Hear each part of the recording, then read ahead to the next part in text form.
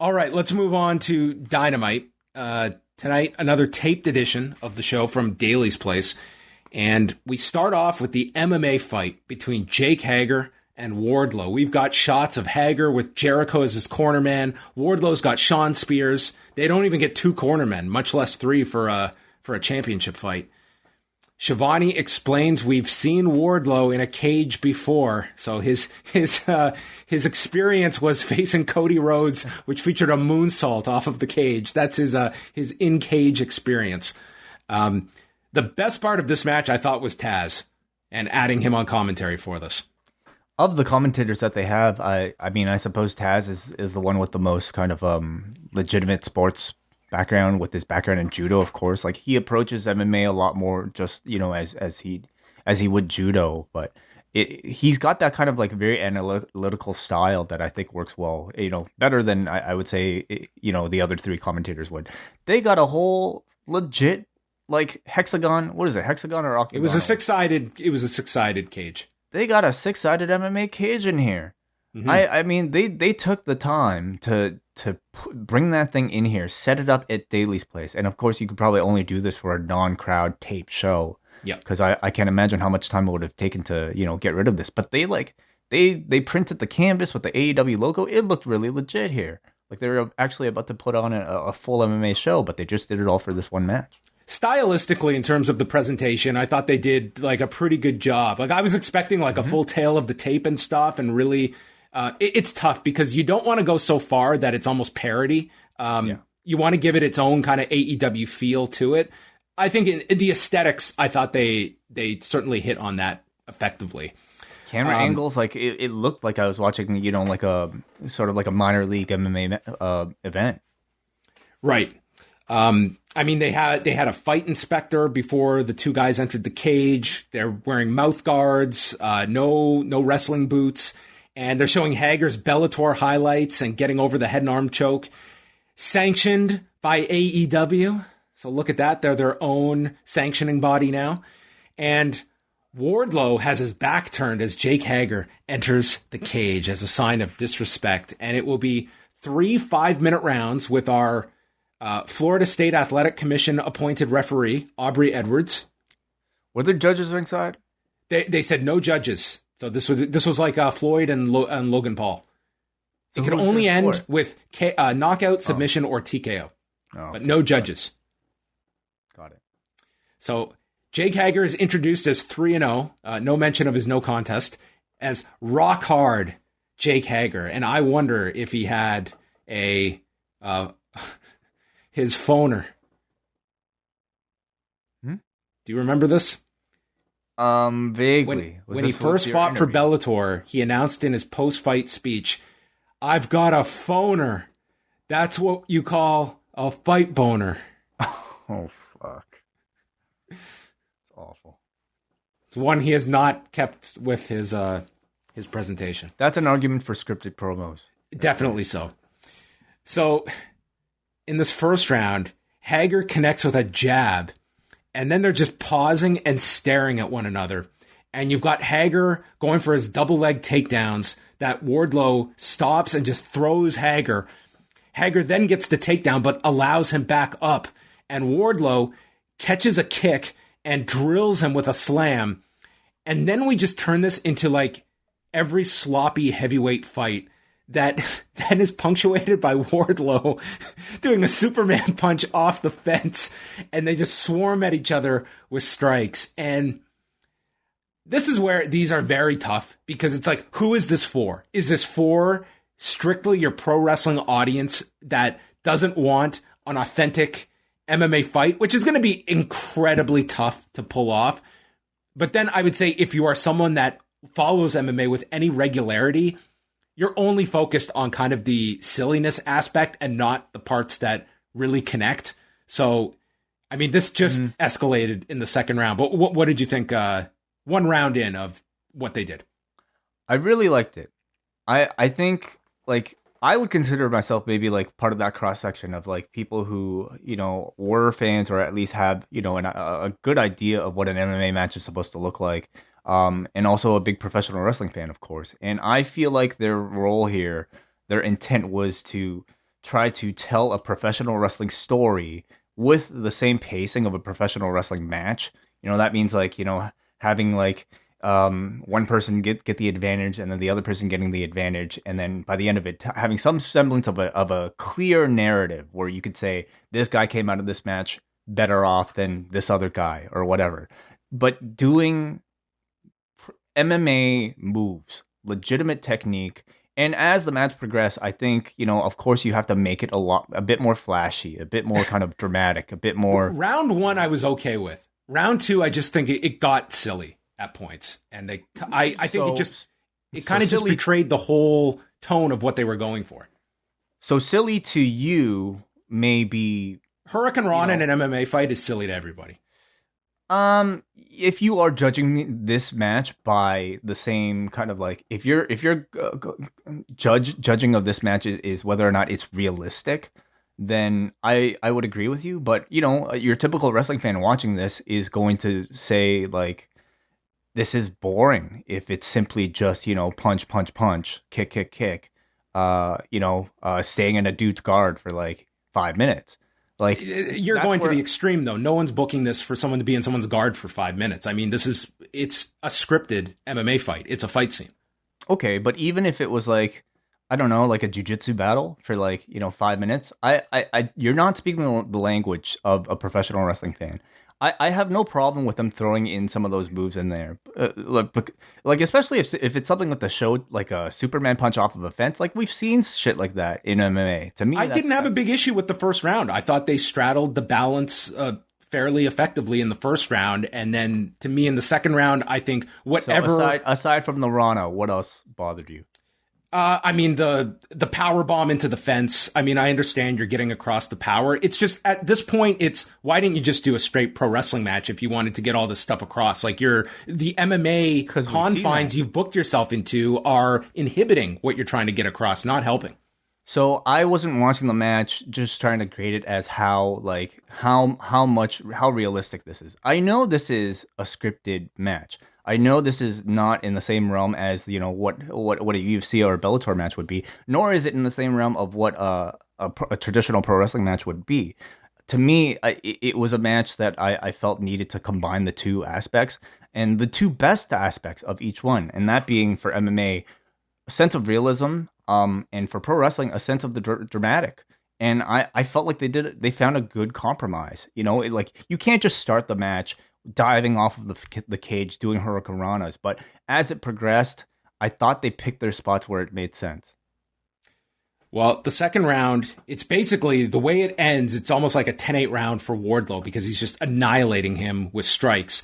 And then Wardlow gets the mount, and I mean, he's just looking exhausted here on top of him. There's an armbar attempt that Hager loses, and then Hager's going for a triangle that Wardlow slams free. And this is where Wardlow lifts him, power bombs him into the fence, and then hits a Hurricane Rana followed by a spear, and then goes for the mount where he is caught in a head and arm choke. Wardlow gets free and has him lifted up for the F10, but Hager pops off the shoulders into the head and arm, and as Wardlow is in the head and arm choke, he gives the middle finger as he passes out at 4:13 of the second round, which they put over that Wardlow did not tap. He passed out, and Aubrey Edwards stopped the fight. Yeah, I mean, I enjoyed it. I thought it was a really good tribute to MMA in a pro wrestling context, using a lot of the language that has been established in MMA, but using, again, the pacing and dramatics of wrestling to tell your story. You had at the end here, Wardlow, the underdog, dominating 90% of this match against an undefeated Bellator fighter, and then he gets caught with the guy's finisher at the end. That is a pro wrestling story. But they used MMA moves and an MMA context to tell it. And I think simply having Wardlow, for the most part, get the better of Jake in Jake's own sport made both guys benefit from this. After the match, Hager and Wardlow appear that they're going to show a sign of respect and bump fists. But before they can, Shawn Spears jumps Hager, and then Jericho gets involved. MJF is out to use the salt of the earth on Jericho's dislocated elbow as he taps out. And then the big spot is Dean Malenko getting involved to stop MJF. MJF threatens to punch Malenko, but then hesitates before striking him. And Jim Ross mentions that he has now struck a 60-year-old with Parkinson's disease. And then finally, Sammy Guevara comes out to storm the cage. So that was pretty significant angle afterwards with Malenko to get him involved with a pretty limited degree of physicality, but really trying to put over the effectiveness of it afterwards. Yeah, specifically like JR pointing out, oh, he just hit a 60-year-old man with Parkinson's. So I don't know what the extent of like Dean's involvement is going to be in the rest of this story, but man, I don't know if I want to see a 60-year-old man with Parkinson's get involved too much. I don't know how much you can do with like Dean involved other than, I mean, this that they were comfortable doing with him. So, I mean, the other point to this is that I think, long term, they see Wardlow as a babyface. I think this was like the first step towards that. Kind of a similar story with Brian Cage, that I think with Wardlow, it's more of a long-term play that they see with him down the road. Yeah, I thought he did really well here. I thought it was a good kind of like unique creative performance from him. Clearly he is a big MMA fan because he got a lot of like, interesting MMA style spots in there. And, even in the promo department, I think he's been doing really well. Do you think that this is something that they can do again with Jake Hager? Do you think this is something that I just felt like this was too much, that the wrestling fan is not interested in fake MMA and the MMA enthusiast doesn't want to watch? It's like, why? It just felt like we're trying to merge the two and you're not satisfying either audience. Well, personally, I think there's a market for it, and I'm an example of that. I watch every blood sport that there is, and that's what this style is. Like it's maybe they should fix some of these things. Fine tune it. Maybe if you have an issue with the Hurricane Rana, maybe a lot of people would too. But to me, like a Hurricane Rana is only ridiculous because we haven't seen it in MMA yet. A Showtime kick is ridiculous if you had never seen it before. And yet we have seen it and therefore we accept it. So, I mean, it's going to vary for everybody, but I don't know if they'll try it again. I mean, they do have a cage, so maybe they'll see it, but it has to be with the right people who have the right knowledge of MMA. Backstage, Kazarian is with Eddie Kingston and Penta, and Kazarian cut this big promo quoting from the Bible. He doesn't always agree with the Lord. Gallows and Anderson are not righteous men. He's done being decent, and he's going to leave them in a pile. And then Kingston tells them to pray to their God and give them their souls because your asses are ours, ahead of this 6-man with Matt Jackson and the Good Brothers that are the main event for the show. Yeah, I thought Kaz sounded good. He took the lead here. I still kind of see him as very much a comedy guy because he's so good at that on BTE. But, I more of these promos might start changing that. Team Taz was next. No Brian Cage here, but Taz said that Starks and Cage need to end their problems, and Hobbs says he was left hanging last week. Taz agrees, and he suggests that Hangman face Hobbs one-on-one next week, not having a 2-on-1 advantage, and that would be accepted for next week's show. Scorpio Sky and Ethan Page against Darby Allin, 2-on-1 handicap match. They did slide in a few inserts on this show to plug the Arthur Ashe Stadium news, which were obviously edited after the fact. And Ross explains that Darby and Ethan Page started their feud around 6 years ago. And the story of this was the two in Sky and Page just annihilated Darby Allin. They were throwing him all over the place. And then you get little hope spots from Darby, including a Scorpion Death Drop he used on Page. He hit a Code Red to Sky. And then he is able to outsmart Ethan by zip tying his feet together, sending him to the floor. Allin went for all of these covers, went for the coffin drop, but Page yanked Darby Allin out from the ring to save his partner. And then Ethan Page finds a toolbox, which was the weapon of choice, I guess, cuts himself free with the from the zip tie, and then drills Darby into the post. And Jim Ross is screaming for the match to be stopped. Allin tries to fight by biting Ethan's hand. Sky then prevents the coffin drop, leading to Ego's Edge, and Page pins Darby Allin. I'm used to like handicap matches really kind of not being anything exciting or memorable at all, but I thought this was a really good handicap match that really accentuated Darby's strengths as a babyface. His struggle, yeah. Yeah, his ability to take damage and draw sympathy, and then his amazing comebacks that, in this case, I thought were full of urgency and intensity, particularly when he did the zip tie thing to Ethan Page. Like, this came after, like, what? It felt like 10 minutes of him getting beaten up. So he zip ties Ethan Page, and he sees his opportunity, and he just goes for pinfall after pinfall after pinfall on Sky. And it just, like, I just thought it was really well thought out, very creative on all of their parts, and man, like, Page, like, playing the Mike Awesome to Darby's Masato Tanaka continues to, like, make both of them look really good, because Page is so intense and just whips the guy around like he's a rag doll. It makes him look like a monster, and again, accentuates Darby's sympathy. Maybe not the feud to emulate for longevity. I don't know if that would be. You definitely have some of those concerns watching Darby Allin. Yeah. Cesar Bononi is with the Wingmen to take on Orange Cassidy, who came out with the Best Friends and Statlander.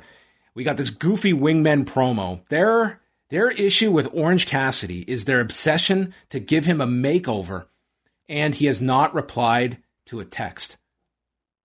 They are way too upset for this request.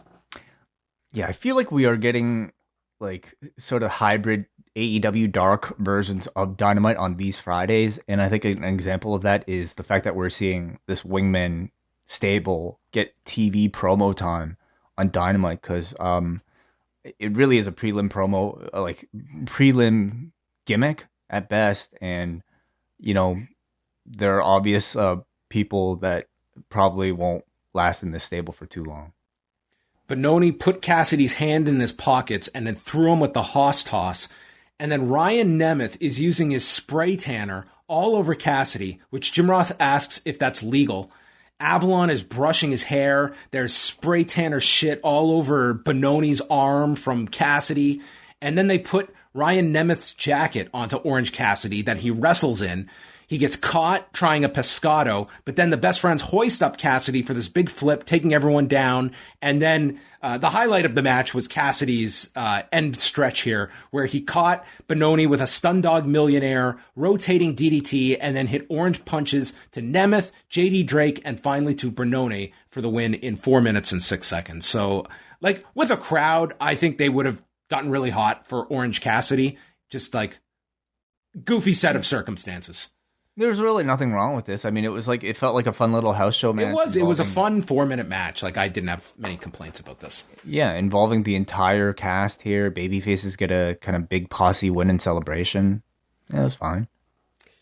Alex Marvez is in the back with Jungle Boy, who had his backpack, which, I mean, they found a way to make Jungle Boy appear younger. He could have passed for 10 here. He's interrupted by Kenny Omega, Don Callis, and Michael Nakazawa, who drive in on a cart. And Jungle Boy, Omega says, tarnished his image last week, and he wants to fight Jungle Boy right now, offering him a free shot. It's all a ploy, as Nakazawa hits him in the back with the same laptop I had, I think, in high school. And they fight until Nakazawa pulls Jungle Boy off. Omega and Callis take off in the cart, leaving Nakazawa. God knows what happened to Michael Nakazawa, but he was just abandoned by his friends. Mm-hmm. Yeah. Yeah. What do you think of these Kenny segments? I was hoping for a lot more with Jungle Boy tonight. I'm sure they're going to do a road to that I'm sure will be spectacular. But again, I think on a show like this, especially tonight, this very much felt like a show that if we need to take some time to build up something for the future, we can. Like, this did not feel like an urgent, absolutely critical episode of Dynamite where every minute is of the utmost importance. That I wish they had spent a bit more time. To be honest, like, I know Andrade is the new hot thing. That should have been Jim Ross and Jungle Boy tonight, not Andrade. Sure. I totally agree. Yeah, absolutely. Even if you were to do a road to, I do feel like airing it in a spot like this would have been very helpful, but you know, I'm not a big fan of these Kenny segments. I think they're too cartoonish. While they're entertaining, I feel absolutely no heat for the match itself. If I do, it's because, you know, of the real life context of this being a big match for Jungle Boy. And again, the match should be amazing, but like, I was hoping for more for the build. Yeah, I mean, these segments to me don't showcase Jungle Boy. Like, he is not the speaker of other people, but in a sit-down environment, he's been very compelling. So I think you have to play to that strength, and that would have been, I think, the way to showcase him on this show. Marvez is with the Hardy family office, and Matt says that Christian breached a deal when they shook hands in the Casino Battle Royale. Cage jumps in, trying to attack them. Somehow, this dude ends up getting locked inside of a storage area, and Cage yells, "Open up the cage, you piece of shit." And Matt just calmly says, "That's not going to happen. You're going to attack me. Why the hell would I unlock this door that we just spent our time trapping you in?" And he threatens to end Christian's career for good and tells him to go home with his family. Yeah, I mean, make all the cage jokes you want. I feel like we've added another possible element here in AEW for him and Hangman and Brian Cage and all these guys to play in. In spite all my rage, I am still just a cage in a cage. I mean, they have Billy Corgan's number and they're buying up all these songs, so sure, why not? I think this Money Matt thing like has its moments, but I thought it was I'm not really excited bad about here. this. I mean, like some of the setup for some of these matches, I just felt this was like below usual standard. What the fuck? Like, it's like throwing a check. There's enough story between you and Christian that I just think it's the wrong timing to like talk about contracts and throwing checks in there. Like that stuff is just like so ridiculous. It just kind of takes out all the realism from, your pre-existing history. Cody Rhodes and Brock Anderson versus QT Marshall and Aaron Solo. I mean, there was kind of an interesting story here. It's just you couldn't do it on a taped show. But here you have Arn and Brock with Cody becoming a father today on the weekend of Father's Day. I mean, it was quite all these interesting things. Like, I really don't know what you could have done. They didn't know that Cody was going to have his child by now, but it was just an interesting, like, sub-theme to this match on top of it. Yeah. If they had more time, I'm sure, like, he could have worked it into a promo or something, but no. So, well, maybe they'll continue this association. Like, Brock Anderson, like, he comes out, and I mean, like, physically, he looks like Arn Anderson's son. Like, but he certainly has this, like, swagger to him. Like, he didn't have, like, that deer in the headlights look. Like, certainly, this guy is absolute beginner level. But I was very impressed with him in this match. He was given a lot, showed fire. Like, even those shoulder blocks into the corner. Like, granted, this is, like, not a legitimate audience, but it was certainly like an intensity that usually takes a long time to develop. I just came away with this where for a guy that at this stage of his career, and I'm watching Commander Aziz 2 hours ago, who's been training a lot longer. I mean, it was night and day to me. How long do we know that Brock's been training? I mean, I want to say like under 18 months. Yeah, and we haven't seen him on Dark or anything. Like, this was like his first match in front of people, like outside of the factory, to my understanding.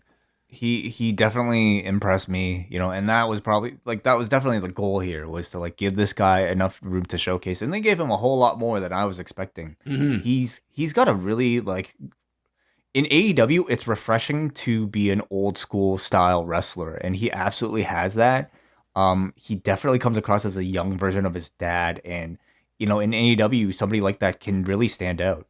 But he has that, like, facially, like, he doesn't look like, like a young lion that's right out of the dojo. That, remember when David Finlay first started? It was like, this guy looks like he's 15 years old. I mean, he looks like older than he is. I mean, he's got a certain look to him that, I mean, it's like uncanny, really, when you have Arn and Brock. I mean, there was no question about this is father and son here. Cody worked really effectively in this match, kind of keeping this whole thing together. As Wei mentioned, they gave Brock quite a lot in this match. They built up one of my favorite spots in a tag match where the babyface works his way, finally gets the tag. The referee doesn't see it, and Cody is just furious. QT at one point goes for the crossroads on Brock, who counters it with a DDT. Cody busted out a flying head scissors, then used the figure four on Solo, who grabbed the rope, and then a destroyer is hit by Cody onto QT. And after Solo hits a spinning roundhouse kick, Brock saves Cody, and Cody goes with QT onto the stage. And as Solo is using double underhooks onto Brock, it's countered with Brock using a jackknife cover to catch Aaron Solo at 10:05. And Brock gets the pin in this match. Very, very different than the typical formula where it's, the young rookie that has to pay his dues and lose. They put Brock over here, and you got a nice hug from Arn and Brock afterwards.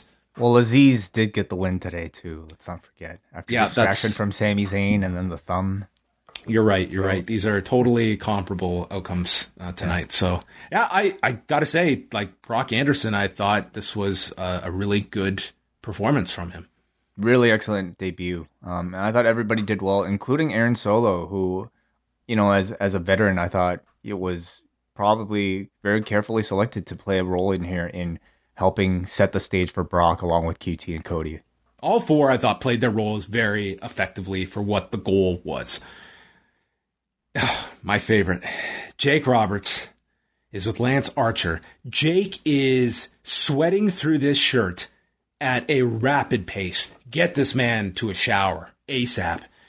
He's just going on. Archer's pacing in the back like a maniac. Jake's line of the week, these should be like fortune cookies they hand out every week. The reason this man isn't a doctor is because he has no patience.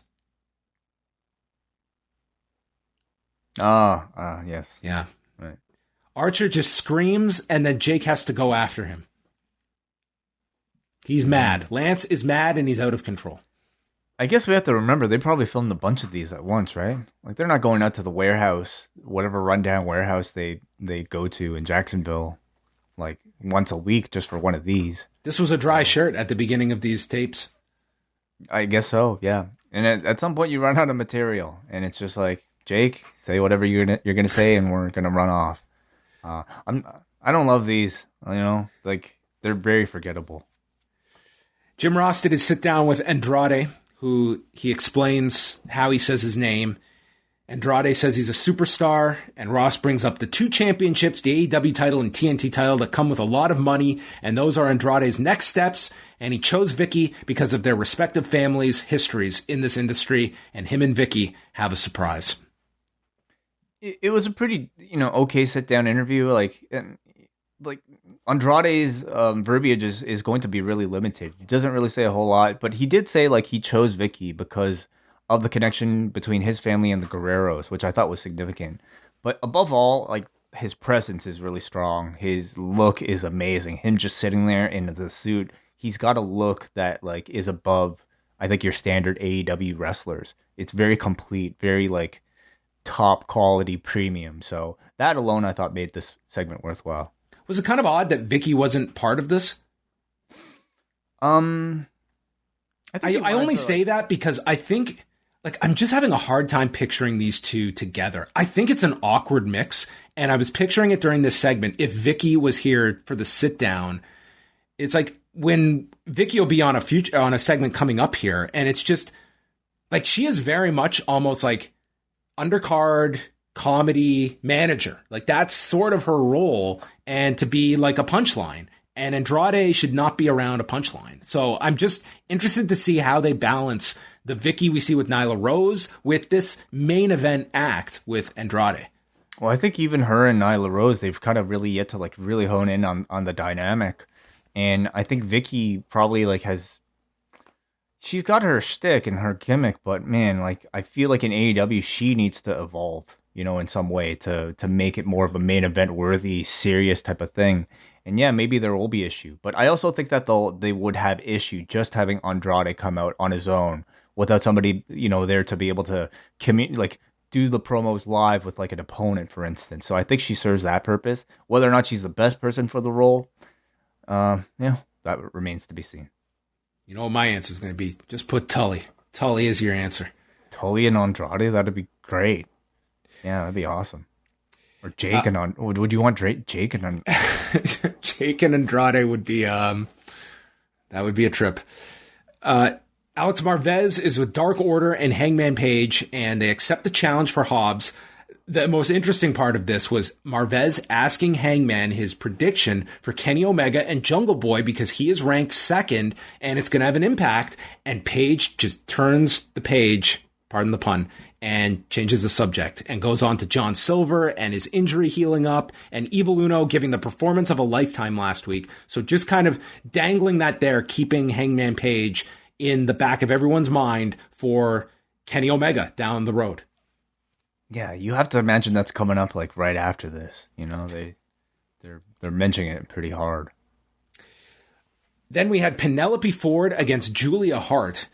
Ford got the advantage, and then they pretty much went right to break. Hart comes back with clotheslines. They got to showcase each of them with like these forward like cartwheels into the corner that each did. Ford then slapped the hell out of her, hit a gutbuster, then missed with a top rope moonsault. Hart then misses a splitting leg drop and goes for Ford catches her in like a Muda lock in 5:39 and gets the submission, but won't let go, causing the Varsity Blondes to run in, and eventually Ford lets go. So they are giving Penelope Ford more of an edge here that they focused on in the post-match. I really like Penelope Ford in this. I thought she was very confident, very smooth, and again, like, you know, I thought had pretty good heel presence. I think Julia Hart is really young, so there's just so much room for her to grow. And this overall, I thought she did fine. You realize she was born in November. Don't do this. It's just yeah. She didn't exist before 9/11. Like. Most people in my life, I can ask, hey, like, do you remember where you were in 9/11? She didn't exist before 9/11. She was born in November of 2001. That is insane. And I just watched her have a wrestling match. So I would say overall she did perfectly fine. And I think she'll have plenty of room to grow. She missed the invasion angle. She was born after the invasion. She was born after WrestleMania 17. That's crazy. That is nuts. Miro comes out, and he's asking Ford about Kip Sabian, and says how Ford is outnumbered. He's God's favorite champion. And Penelope has been through a rough time with the wedding and now this injury. And so he starts attacking Garrison. And then Pillman hits a springboard clothesline, and him and Miro have to be separated, which will set up a future match. But, I mean, you really came away with this, that Kip Sabian is injured and Miro is moving in on Penelope Ford. Okay. I was trying to figure out where they were getting at. And boy, that would be rude. Really rude. How would that work, though, if Penelope's also a heel? Like, would she actually go with Miro? I thought it was a little, like, awkward here because, yeah, you put over Penelope Ford strong as a heel, beating Julia Hart, but then she comes out and it's, I mean, I guess if she, like, gets together with Miro and it's kind of subtle. Are they together? Is this more than a business relationship? I mean, that does put them both in this heel light. My only issue with that is that I am not clamoring for the eventual Kip Sabian return to feud with Miro again. No, me neither. I feel like Miro should be moving way past Kip Sabian at this point and moving on to other people. I mean, although I do think you'll probably do the Kip Sabian babyface challenge for the TNT title when he comes back, but I mean, Miro's going to beat him either way. So I don't know if this was just kind of like their awkward way of like trying to transition from Miro to the Brian Pillman Jr. match. It might have been. Maybe they just used her as like the pivot to get to Miro and Brian Pillman here. And this was like your excuse for it. And there isn't anything more to it. Like, I'm not crazy about like the idea, but that was kind of teased here. Shivani interviews Britt Baker and Rebel, which she says is one of his favorite parts of Dynamite. Vicky enters and isn't happy because she wants the title on Nyla Rose and suggests a match.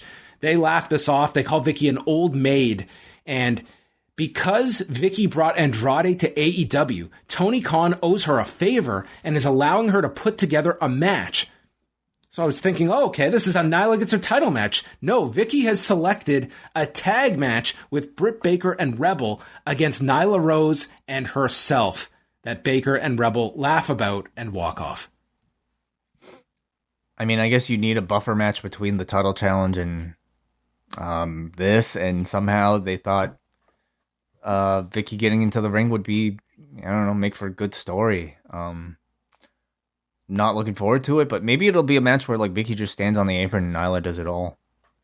Well, the match is going to happen when they return to Wednesdays on June 30th. And on that same show, it'll be Miro and Brian Pillman Jr. and MJF versus Sammy Guevara, which is a very big match. And I'm somewhat surprised they are going to it so quickly.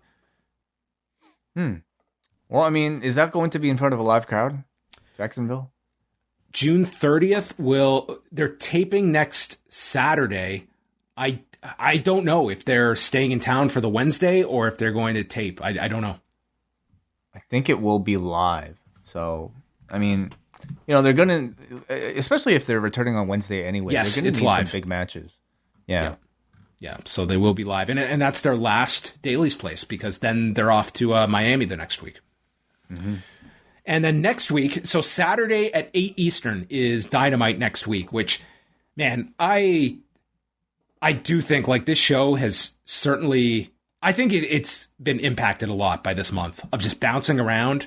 I would imagine a lot of people watching this show I think they got Saturday Night Dynamite across. I don't know if 8 o'clock was hit super hard that people will know it's Saturday at 8. You do have a savvy audience that I think is paying closer attention than most, but I just think all the bouncing around has definitely affected this show's momentum that I don't know if it's going to come back instantly on the 30th on that Wednesday. Yeah, I think this month has really shown me that even, an audience as loyal as AEW's has their limits. And, like you're talking about far fewer people that are watching these shows that might even be aware. Nonetheless, if the match is big enough, we'll see how big of a, match Kenny Omega versus Jungle Boy will be as a draw. If it will be enough for people to stay in on a Saturday at 8 o'clock when the world is starting to open up to watch it. I don't really have a great feeling about it, to be honest. And then next week, they've just announced Omega Jungle Boy and Hangman Page versus Powerhouse Hobbs. So I'm sure we will get plenty of additions over the week. A really nice feature aired on FTR and Santana and Ortiz. I actually thought this was one of the better things on the show. Both went through their hardships. It wasn't, FTR said we came up with a lot of hardships ourselves. Santana talked about seeing his mom abused, not thinking he would even make it to the age of 25. And then Dak says that Santana and Ortiz lost their edge. We've accomplished more in 6 months than you guys did in 2 years. And that they've been fighting so guys like FTR can have options here. That was a good line. And FTR says, we're going to beat you until you say thank you and make you FTR fans for life. So we don't know when this match is happening, but I thought this was a very good feature. I agree. Like these videos, I'm sure are always really good on Road to, but I just don't really make the effort to seek them out all the time. I really think especially with these tape shows, I didn't think that on a Saturday when you're not competing with anybody else, I didn't think that there was any reason not to. Sorry, Friday. I didn't think there was any reason not to air something for Jungle Boy. Yeah, I thought that was a big miss on this show. Mark Sterling is with Jade Cargill. There are a lot of talking segments on this show.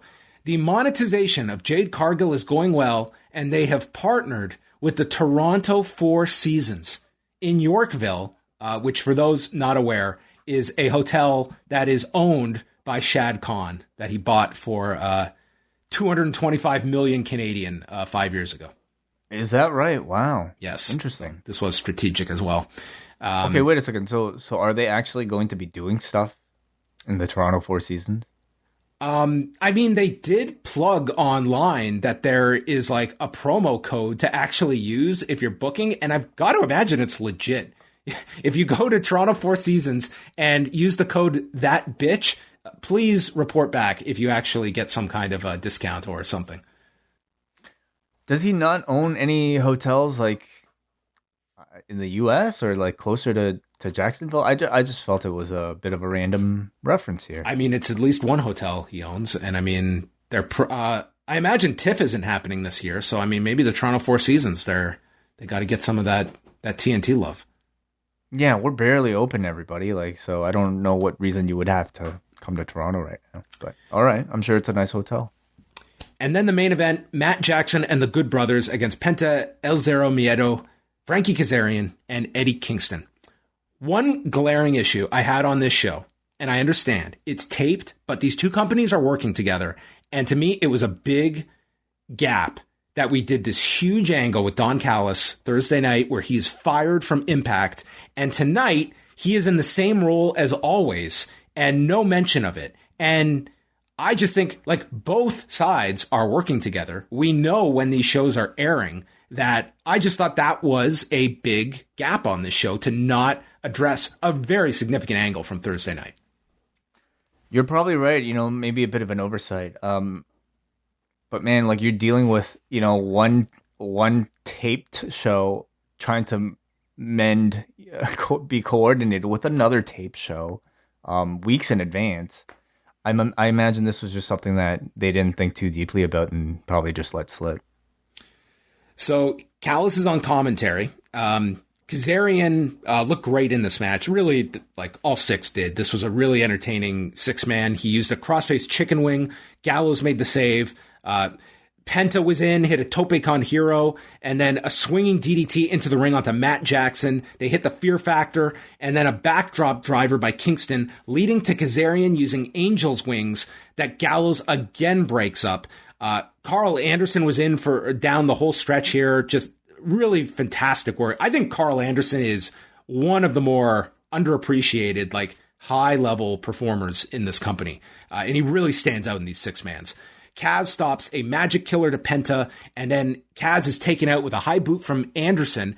Penta climbs to the top, and Nick Jackson, who had not been anywhere around this match, shows up and uses the aerosol to spray Penta in the eyes to set up Carl with the super cutter off the top, pinning Penta in 14:05 as the heels once again outsmart the babyfaces and are triumphant. Good match. Yeah, as you would expect from all these guys. It was really nice to see like a fresh face in the mix in Kaz. I was pretty tired by this point. I'm not gonna lie, John. Like I'm so glad to be done with these 4-hour marathons because I just don't have that much energy by the end of it. Yeah, I would say like I thought the Dynamite, the first Friday night where they were in front of fans at Daly's Place going into the pay-per-view weekend, that show hit it out of the park. It was tremendous. The post pay-per-view show, I thought a step down, and I would say last week and tonight, there was definitely some very good elements to each show, but to me, they did not have the same level to me, just the usual enthusiasm and edge that a regular Dynamite has. And maybe some of that is that we're a bit more conditioned now to AEW with fans, that watching these shows now back to the old setup is a little jarring. And it's also the fact that it's the Friday nights. I think like it's not the most ideal slot for a 2-hour show, especially if you're a SmackDown viewer. These sets of shows had a lot going against it. I mean, primarily switching off of the wrong time slot, having to bulk tape so many episodes at one time, and not having crowds after having seen crowds. Yeah. So, I get the sense that they're saving a whole lot for when all that stuff returns. They're back to the regular time slot. They're traveling again. They're in front of live audiences. I imagine like they would want basically in a month's time to recoup everything that they've lost and ultimately kind of forget, about everything from these past few weeks. What would your trade-off be if you're weighing this? Like you look at tonight's a bad example because with the MMA fight, it almost made it impossible, as you mentioned. But even last week, if you're looking at the two options of we tape the next day in front of fans with the knowledge that results are going to get out versus this more stale environment once we've reintroduced fans. I mean, I'm just looking at it that it's like, man, we're talking a live gate, a way better atmosphere. I'm leaning towards that. It's like, yeah, results get out, but I don't think these Friday night shows, like the audience that's watching them is going to be too turned off by it. There will be some. I just don't know if it's worth going to such an extent where you do it the old way. Oh, I would absolutely take an atmosphere with fans, even if it means spoilers were to get out. Do we know if that was the main holdup, or could it have been something else? There's certainly maybe going to be a limit. Like, can you tape, let's say, 3 weeks in advance? Well, you're not going to be able to draw the numbers like all those days in a row. Like there's going to be fatigue among that audience that's going to these shows. I mean, it's not a big issue because now they're going back on the road. This is not something they really have to address for future shows. But anyway, we are winding down to the end of the Daily's Place era, and now we're going to open up the phone lines and get everyone's calls in. Tonight's shows at forum.postwrestling.com. SmackDown got a 6.69, and Dynamite